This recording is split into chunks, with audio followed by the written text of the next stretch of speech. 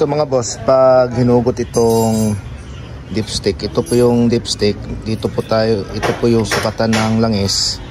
So kagaya na napansin natin, wala po masyadong usok na lumalabas dito.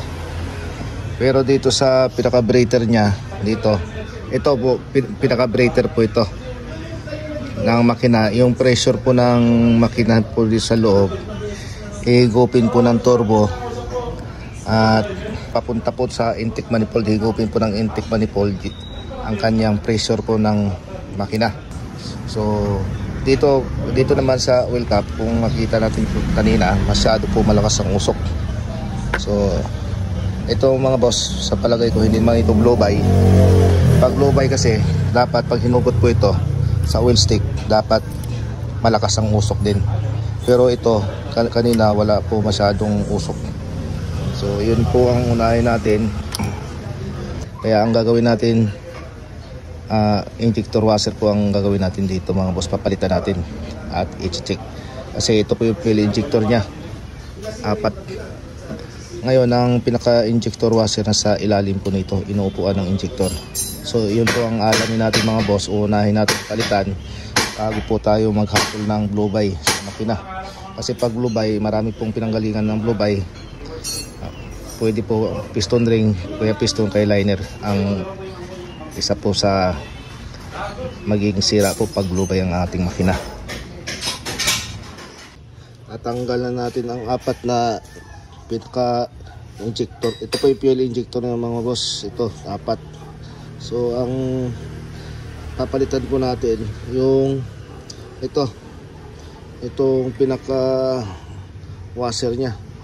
So itong injector nito mga boss, basa ng diesel. Ito, basa siya ng diesel. At yan, marami po siyang carbon.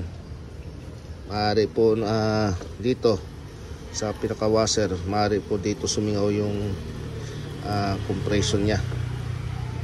So unahin muna natin itong mga boss, palitan ang pinaka injector washer. So ito yung pinaka injector washer nya mga boss. Ito. Yan. So papalitan muna natin to. Ang gagawin natin, linisin muna natin maigi, tapos papalitan natin ang bago. So ito. Maya maya malalaman natin kung mawala ba ang kanyang usok na parang blue by. So kakabit muna natin, titesting muna natin ito mga boss kung mawawala yung pinaka usok ng makina.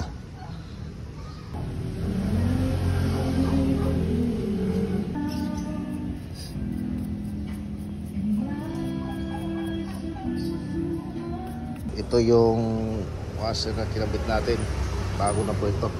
So ikakabit na po natin dito para matesting po natin mamaya kung mawala ba ang kanyang blow by. Ayan mga boss, napa-under na natin.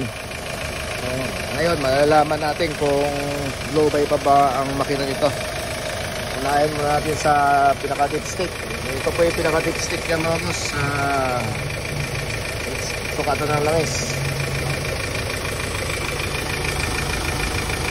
So ayan, wala pong usok na lumalabas. Tapos dito naman, titignan natin kung may usok. So ayan, wala na siyang usok. Tapos dito naman, yun,